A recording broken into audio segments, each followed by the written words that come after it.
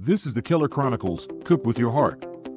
Stories, lessons, and flavors from Chef Duane Keller, a chef who has spent 5 decades cooking for presidents, royalty, and people just like you. Welcome to the Keller Chronicles. I've got a very good friend and very successful F&B leader that is with the Peachtree Group.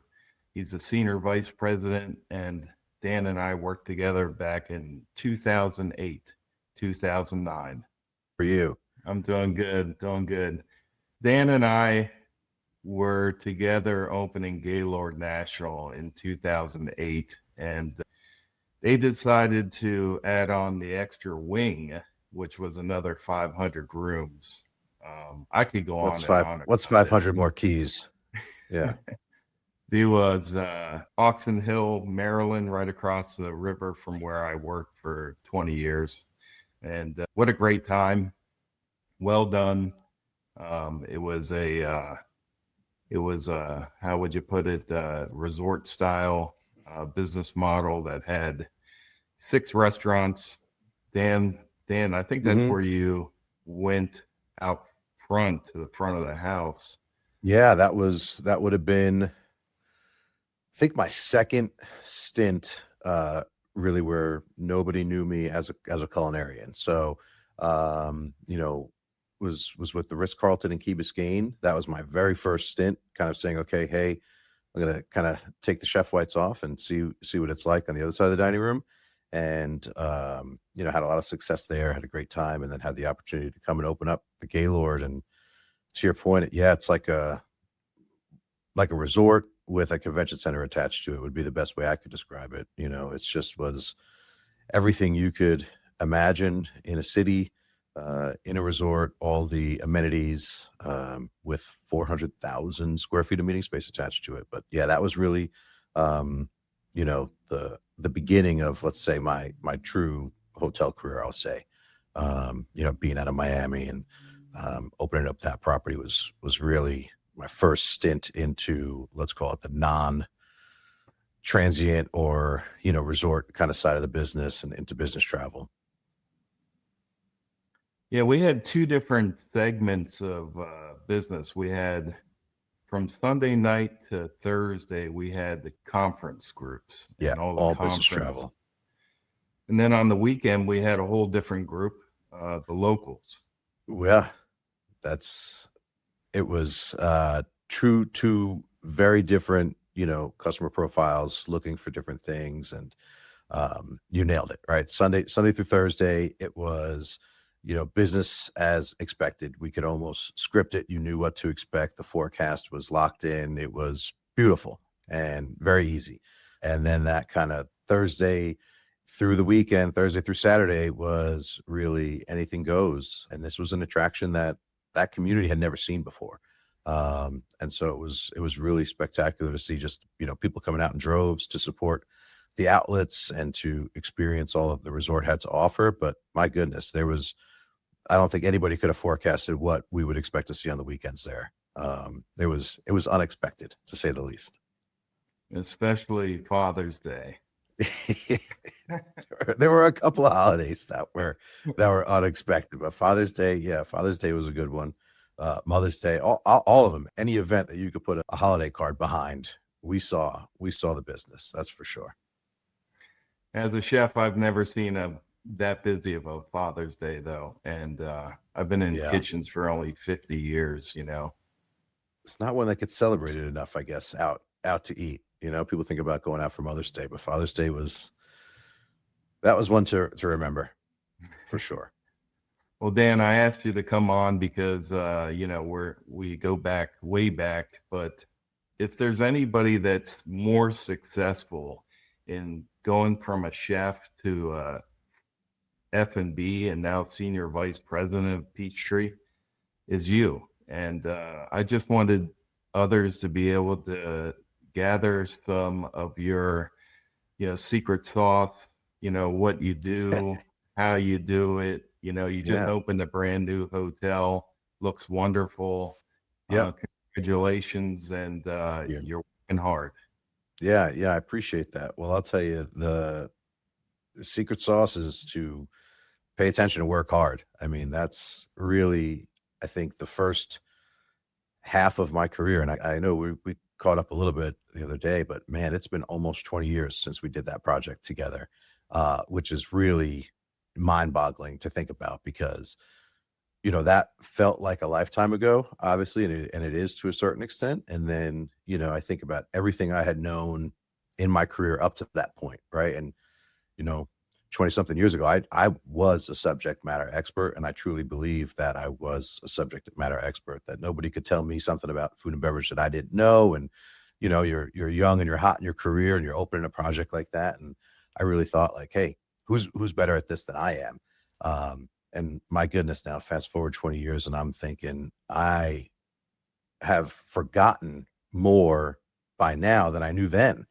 right? Like, oh man, if I could talk to the 21-year-old version of myself and say like, dude, you gotta lock in a bit more, and let's pay attention, let's see what you can observe and learn from who you surround yourself with. But I think that's really kind of the lesson learned is, I saw a lot of things, you know, growing up working in, independent delis and restaurants and, in New York, and it's a totally different animal, right? I think New York just in general than anywhere else.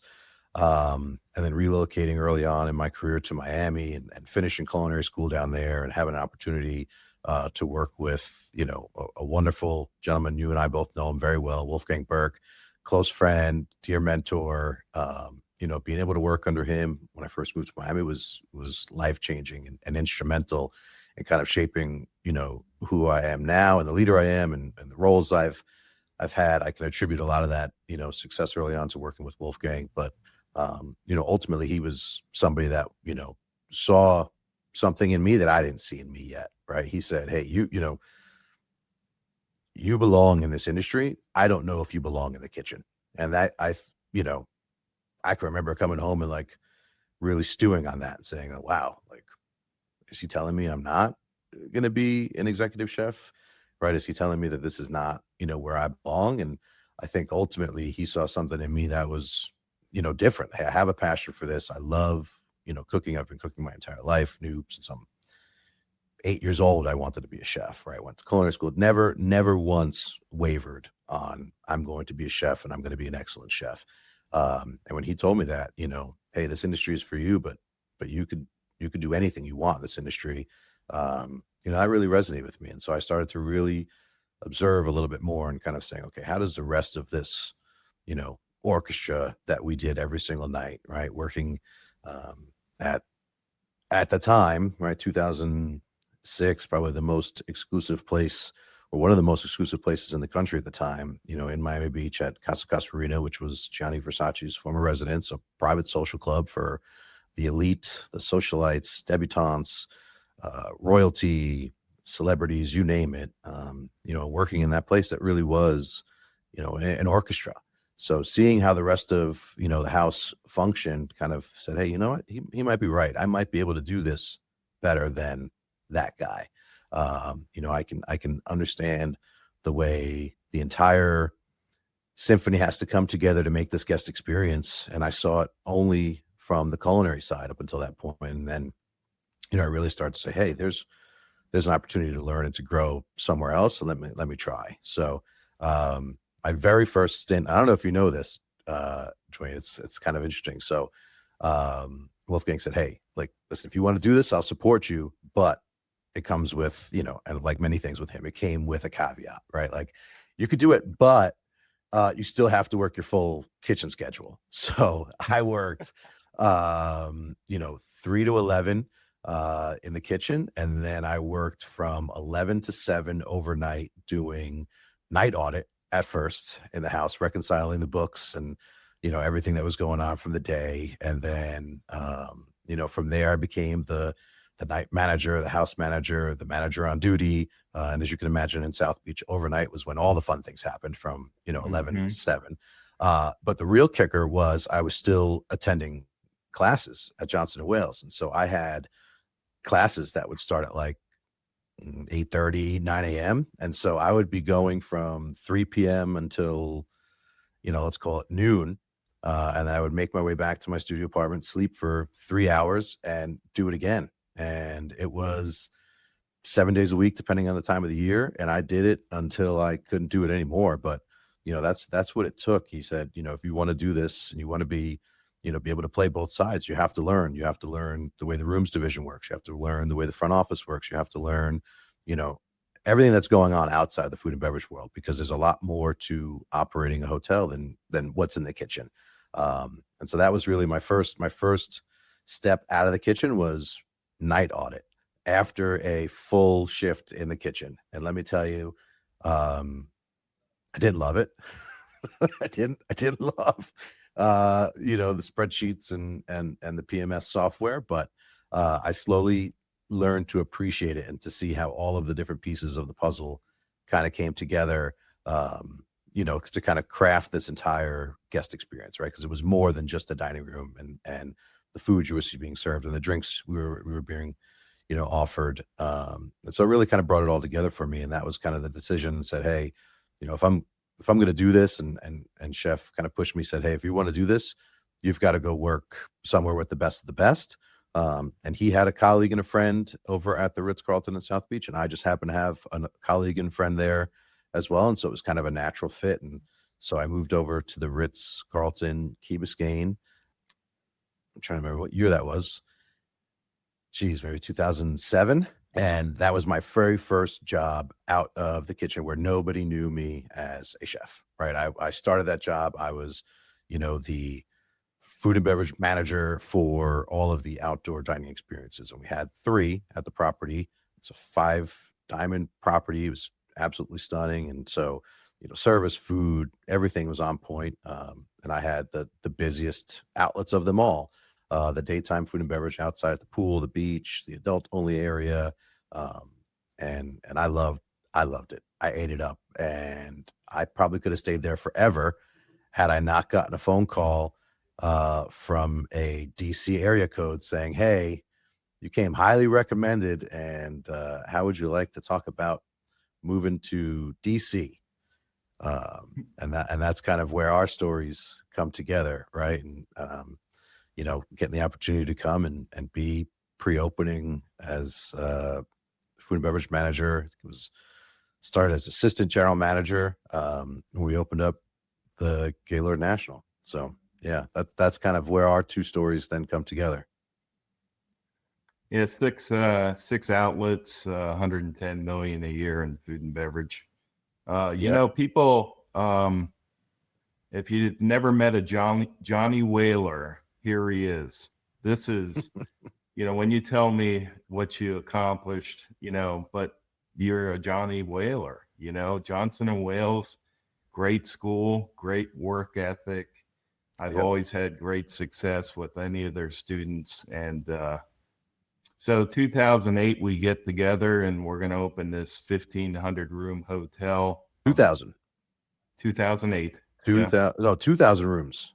Oh, well, it was 2000 after they added 500 more. Yeah.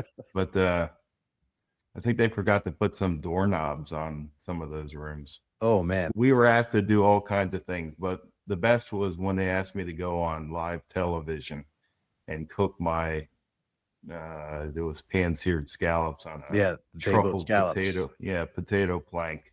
Yeah. And so I Googled, this is, back in the early days of Google, I Googled Gaylord National and about 50 pages came up about the norovirus and the baby mice and everything else. But I went and cooked this dish, and I have it on my YouTube channel, Chef Duane Keller. And the guy asked me right live, what's going on over there. I said, oh, we're taking care of all tens of thousands of people and making lots of friends. Talk about being put on the spot. Yeah. But Gaylord National still doing well. They have a great big casino next to it. That whole area was great revitalization of Oxon Hill, Maryland, and it was just great for Alexandria and Maryland there. I would use this phrase, transformative, and I came from the outside. I know you were there, Duane, for many years, in market, but when I moved there, there was nothing. And I remember the first time kind of flying in, and you saw it under construction, and it looked like the Emerald City, right? It was just a city out of the ground. And there was nothing there. So I would say if anybody hasn't been to National Harbor, put it on your sightseeing tour for kind of that greater DC area. It is truly spectacular. The waterfront. I think that Awakening statue is still there, right? Coming out of the seabed there. We used to be able to see that from your outlet at Moon Bay. It's just a spectacular development. Yeah, that's still there. I was up there last December. Saw a lot of the same staff that we brought over. And you remember that Grand Hire event? Yeah. You want to hear a great story? Yeah. So what was it? We saw 22,000 people come through in 4 days to hire for Gaylord National. We hired 650 in the restaurant division, and then they split the banquets down the middle. The banquets did 110 million that first year. We did 100, maybe 110. But there was one waiter that was really, really good. And, I've got thousands of applications, and we're supposed to hold up something blue if we wanted to walk them down the hall back to the bus and on the way they go.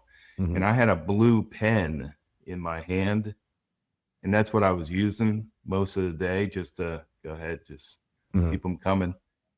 This time I had my thumb up with the blue pen. So after the day goes by, I go, "Where's Jimmy's application?" And they're like, it was funny. They were like, "Well, I thought you wanted us to walk him." You sent him back. No, bring him back. So we got him to Moon Bay. Yeah, I got one that me and George and some of the guys from Pienza still talk about to this day. So, remember how we had it all split up, right? There was rooms of screening and pre-screening, like 22,000 people. How do you interview 22,000 people in 4 days? So we saw a fraction of the 22,000. Essentially, they were getting passed and kind of funneling them down, right? That you get the big one, and then it gets smaller and smaller. And by the time you got to us, the hiring managers, we should have been only seeing experts, right? People with experience, people that have passed now through 5 or 6 levels of, personality assessments and how did they present themselves. And so, typically by the time somebody came to us, if somebody had experience, it was like, okay, like, let's just have a conversation and see if you're the right fit. Right. So, one of the other department managers walks a gentleman over to my table and is like, "Hey, I've got a great bartender. They're not a fit for the nightclub, but they're a fit for you." So I'm like, okay, great. So I'm assuming, again, this gentleman's gone through 6 interviews already, plus now sat with another hiring manager. I'm like, "Tell me about yourself." And so gentleman was like, "Well, bartending like 20 years, and I'm also a stand-up comedian, in my spare time." I was like, "All right, just if you tell me a joke, make me laugh, that's it. Let's end your day. The job's yours." Right. And I'm kind of being somewhat facetious. And the guy tells a joke and I'm cracking up. I'm like, done, hired. Okay. Because again, I'm making the assumption that he's already been interviewed by somebody else saying, "Hey, he's not a fit for me, but he's a fit for you." So fast forward however many weeks, right, when we do the orientation and people start their jobs and we're going to do the training. And I'm like, "Hey, I need you to, get behind the bar, start setting up, work with the other bartenders. And, we're going to just start setting up. Let's start unboxing, pour spouts and store and pours and whatever it may be." And he kind of gives me a puzzled look. And I'm like, "Maybe whatever." So I'm like, "All right, just get with the other guys and, start sorting it out." And a couple of minutes later, he comes back and he's like, "Hey, boss, I got to tell you, like, kind of a little bit out of my element here." And I'm like, how do you element? You told me you bartended 20 years. And he's like, "Well, I bartended 20 years on Amtrak." He's like, "I've never actually made a drink." He's like, "We just opened the mini bottles." Oh, So it was 20 years of like, crack the mini bottle, rum and Coke, 20 years of gin and tonic. He had never actually made a drink over those 20 years. And so it was so funny to me because then I, immediately remember we had like the Nextels with the Blackberries. I'm like sending the guy a message. I'm like, you sent me this guy. You told me he was a great bartender and he's never made a drink. And he's one of the, 8 bartenders I've hired has never actually made a drink in his life before. But man, let me tell you what, how a personality can save a job.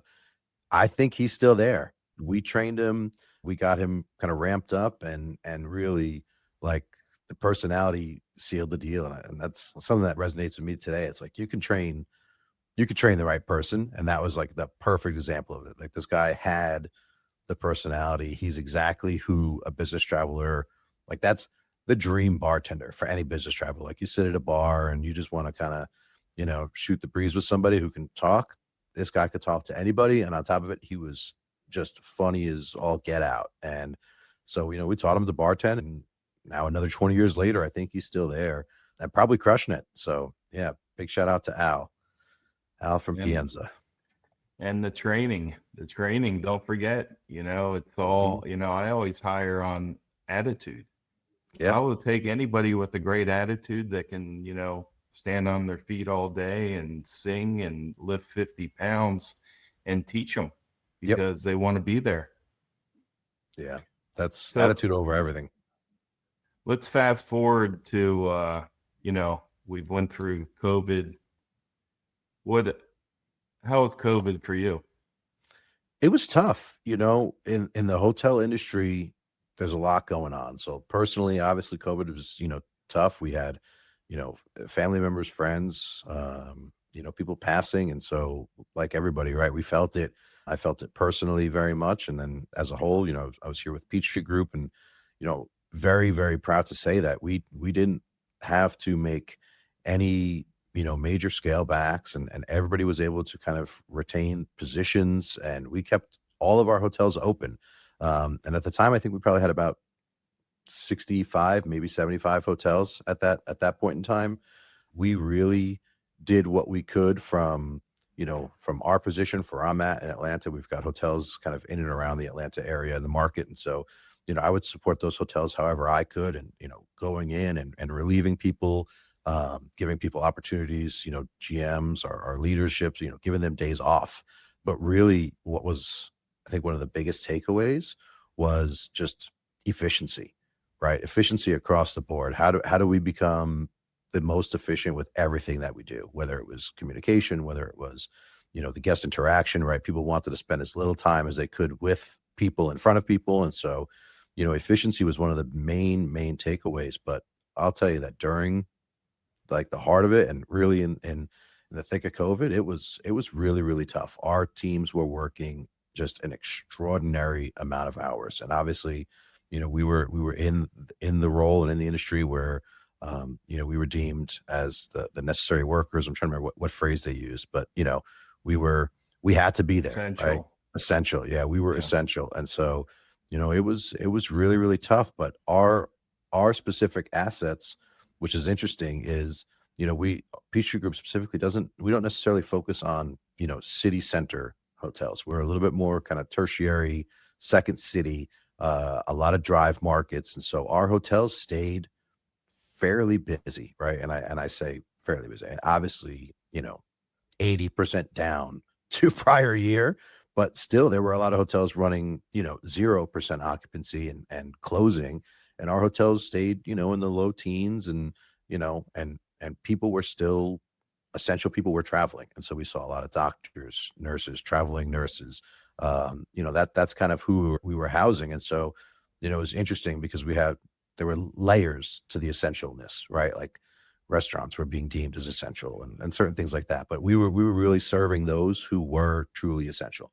We had, traveling nurses, we had, traveling, they were traveling firefighters and people, just remote people being shipped in. And that's really who we saw at a lot of our hotels. And so it was pretty interesting, but it was very difficult for the industry as a whole, right? I think in hospitality and hotel industry, we still talk about it, right? We're in 2025 and, I can't tell you, it's becoming less and less, but I'll tell you at least 2 or 3 times a week, somebody will make a statement about how this, compares to 2020, right? That was the watermark for a long time. Like, what does this compare to 2020? Where are we at compared to 2020? Or where are we at to 2019? So we're starting to hear a little bit less about it, but it's still a factor. The recovery time frame was very real, to bounce back. It changed a lot of people's lives. Absolutely. I was in New York cooking for the board at the Penn Club. I had the job. It was my job of going out on top. Mm-hmm. 2 pensions, and it was going to be great. And then I came back to DC, and well, I cooked for them. 2 of them said it was the best meal they ever had in New York. And I couldn't taste a thing because I had, prior to that, I had to take a radioactive pill to zap a little lymphoma in me. And I got my taste buds back. Took 5 years. So now I can taste everything. I actually had a little dinner party here at my house, first time in 3 years that we entertained, and it was wonderful. It was really great. I'm glad to hear. Let's talk about something a little more brighter and fun. Yeah. Tell me about the baseball game. Oh man. Well, so yesterday I had the great fortune, a good friend, neighbor, invited us to tag along. So me and my 2 daughters made the trek from Atlanta to Savannah on Saturday night. So we played a full day of softball, by the way. And I know you're no stranger to youth sports and baseball with William. And so, we had a full day of softball on Saturday. We got eliminated from this end of season tournament, unfortunately. And my neighbor's like, well, hey, my daughter's volleyball game just wrapped up. If you wrapped up, like, how about we hit the road in an hour? And so we just hightailed it out of Atlanta, went to Savannah, and yesterday we saw some banana ball at Grayson Stadium. Yeah, we got to see the tailgaters versus the party animals. And, there's something about me. I don't know what it is, Duane. Maybe you see it in me. So people see something in me. I'm just sitting there minding my own business, talking to my daughter. Maybe I'm dancing a little bit in the stands. Who knows? And I get a tap on the shoulder from somebody wearing a headset. And they said, hey, how would you like to compete in an all dad versus dad relay race? And I'm like, well, obviously, yeah, sign me up. Not only am I going to compete, I'm willing to, tear an ACL out there if I have to. So, I get down there on field. First of all, I don't tell my daughters anything. So I've got an almost 13-year-old and another one who just turned 6. And so I'm like, hey, I'll be right back. And then, I call my daughter and she's like, where are you? And I'm like, all right, look at the first base dugout. I'm waving. She's like, what are you doing on the field? Get it. You're not supposed to be down there. And so, yeah, we had to do a relay race and they called it a cooler race. And so we ran in a relay carrying a cooler, but over your head. So in Savannah banana fashion, you can't see. And so here I am in a just hot pink t-shirt sprinting the bases in front of however many thousands of people. It was a lot of fun, but I guess that's the kind of dad I am. And again, something about me, I just get picked for these types of things. I don't know how. And my neighbor was like, how, like, why you? And I don't know what it is, but if there's ever an opportunity for me to be on stage, I find a way. But the Savannah Bananas, it was such a great experience for anybody who hasn't been. They are doing such a phenomenal job just embracing, the community, and it is really a family affair. And I was absolutely blown away, but all of the food and beverage is included in the ticket. And it was so remarkable to see people being able to enjoy a ball game and not being stressed about, like, oh, my kid wants popcorn. That's going to be $7. And this is $7 and that's $10. All the popcorn, hot dogs, burgers, soft drinks are all included in the ticket price. It was it was almost surreal. It's like, I don't, this business model is very few people are taking advantage of doing something like that and making it truly for everyone. And that's what they were doing there. It was really impressive. That's brilliant. Yeah. Very, very, very smart. I think I did spend more on merchandise because I didn't spend any money on food. So maybe that's the play. Because yeah, my kids came home with way more stuff than I probably would have initially agreed to. But I didn't spend the money on food, so it all worked out. Brilliant. Yeah. Speaking of kids, I got a really nice color magazine from Amazon, and it's got all the fun stuff for William. I got the Includes same one. includes his list of what to fill out, and then Yep. right in that catalog, you got all the options. Just check here, Mhm. Brilliant. Yeah, Very the smart. Amazon wish list catalog came to our door. It's funny you say that. There was actually a copy of it in the car yesterday when we drove back from Savannah to Atlanta. And so 4 kids in the back seat of the car, all passing around the Amazon wish list, circling things. And me and the other dad that I went with, we were just like, "Oh no, what is this trip really going to cost us?" Like did not factor in 4.5 hours in the car with the Amazon wish list. So I don't think there's anything not circled at this point. Oh, it's fantastic. Yeah. So, what do you have on the horizon after this big hotel opening? Could you talk a little bit about your recent opening?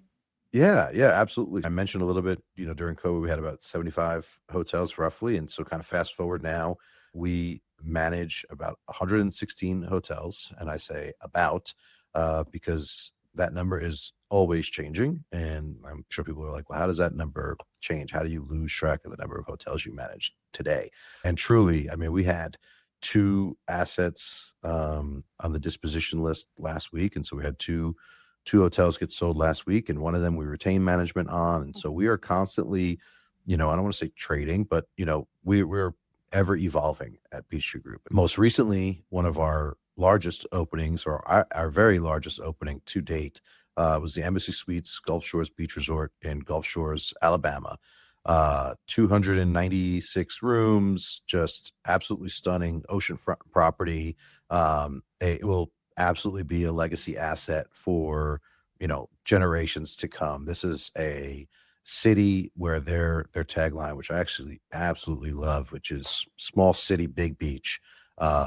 Very thoughtful, and it absolutely kind of captures what that city is. And so small city, big beach, and we are now the big resort that sits on that big beach. And so our views are never to be disrupted. We're kind of sitting in front of a protected land, a park. And so, we've got 2/3 of our rooms have an ocean view. We've got 3 food and beverage outlets, a full service Starbucks, with kind of street access. It's the only Starbucks in market. And so we're seeing just a tremendous amount of traffic to the property.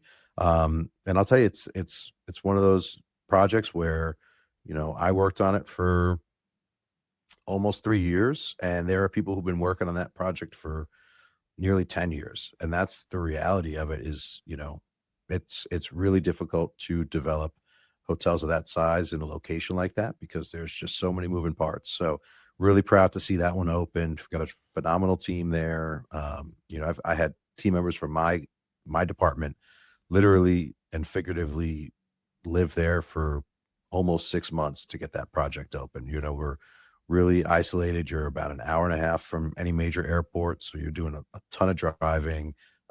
It's not easy to get supplies in and out necessarily. And so that was a big labor of love, and it's interesting because you said our most recent opening, but it's funny because we opened another hotel a week after. And so we have just so much going on in the development kind of pipeline and how busy we truly stay. So I've got right now 3 extremely active hotels that we're opening. And so just a little bit more overview about Peachtree Group. And so we develop, we own, we operate, we lend. It's just kind of this fully integrated private equity group. And really our focus is in the hospitality space, but we do a lot in the hospitality space. And so I oversee in my role all of our acquisitions, dispositions, and hotel openings from the operating side of the company. And so we've got folks who are focused on acquiring and selling and developing hotels on the other side of the business, meaning, kind of the financial aspect of it, right? Where are we sourcing the land from? Where are we sourcing the debt from? Who's the investment basis, right? And they're all focused on the same thing that I'm focused on, getting this hotel open, but I'm really focusing on it from the operational side of things. And so my team and myself, we handle kind of from turning a hotel from a construction site to a hotel. And then we effectively pass it on to the larger operations team here that we have that oversees our 116 hotels, where we've got, regional directors of operations and sales and revenue management, and all the general managers and our engineers, and everybody rolls up under this larger operations bubble. And really, my job is to make sure that those teams can focus on the day job, right? Running the hotel, finding the right staff, hiring the right people, to your point, right? Hiring on attitude, finding, that great team member who's going to stick around and with a ton of longevity. And that's my goal, is to be able to afford them the time to focus on that, because my team are the experts at opening hotels. And so I don't want there ever to be, a time where I've got a general manager, worried about, a decision related to, IT infrastructure or cabling or punch lists, right? Think about like all the hats that we wore at Gaylord, right? Literally, we would wear hard hats to work for the first 6 months we worked there. And we were focusing on so much other stuff besides just, okay, what's the menu and what's the staff? And that was kind of one of the takeaways, is like, there's a real opportunity where, in an opening, people are being asked to do things that they're not subject matter experts in. And how do we give them their time back? And so that's really a lot of my focus and my team's focus, to say, hey, let's let the operations team be the expert at operating hotels, and let's be the experts at opening hotels. And so that's really a lot of what we do. But we've got 3 openings that we're going to try to squeeze in here before year end. And I say it every year, and my team hears me say it every year. And I'll say it on the podcast. There's probably nothing worse than trying to open a hotel between Thanksgiving and New Year's. It is so difficult. And every year we say we're not going to do it. And every year we just end up in that position. We can't control, the general contractor schedule and all the different moving parts that go into, hotel construction. So, if it turns out that we've got to open a hotel between Thanksgiving and New Year's, we're going to do it. It's not fun and it's not easy, but every year I say, man, we gotta try to avoid this. And somehow this year we may end up doing 3. But that's just kind of speaks to the strength of my team and to the larger team here. We really can move mountains in a short period of time. And so it's a lot, but I love it. And, we chatted about it earlier. It's a lot. When I reflect back, I'm like, wow, this is my job. I never in a million years, 20 years ago, after opening up Gaylord, would say, wow, I'm going to go on and open up another, 100 hotels later on in my life. And that's the path I'm on. And I'm getting closer to that number every day, it seems like. Well, you're an inspiration to leadership and hospitality. I appreciate that. Keep in touch. Keep your head on a swivel. Will do. Keep that cooler over your head. Exactly. Did you hit a base? Did you feel the first base? I went from second to third, and I made it safely. Didn't wipe out. It was exciting being out there on that field. Yeah, felt good. It's turf, the limelight. Yeah, it was great. I was at a circus a couple months ago, and they pulled me up on stage. See, yeah, it's a certain type of personality. Like, I don't know. We must carry an aura about us that they just know, like, hey, let's get those guys. They're going to be fun. I feel like we went to a Washington Capitals game together, and something happened. I'm pretty sure you got chosen for something, and I'm like, man, this is hilarious. Little did they know your hockey background, but I was like, yeah, how did this happen? How did Duane just get picked for that? Yeah, they might have known my brother Rick. There you go. From the 70s. Anyways, Dan, you're a busy guy, and what an inspiration, what an example of what a career can be. And after talking with you, I just feel so excited about hospitality and where we're going. So yeah. I wanted to say thanks for being on the Keller Chronicles. Thanks for having me. We'll have you back, and next time you drive down 20, let's do it. I'll meet you in for a there. cold one. Yeah. All Sounds right, like buddy. a plan. All All right. right. Thanks, Dwayne. Take care. All right. Thank you for being part of the Keller Chronicles, Cook with Your Heart. Join us in the Hospitality Nexus to keep the conversation going. And until next time, remember, every meal is a chance to share love, and every day is a chance to make a difference.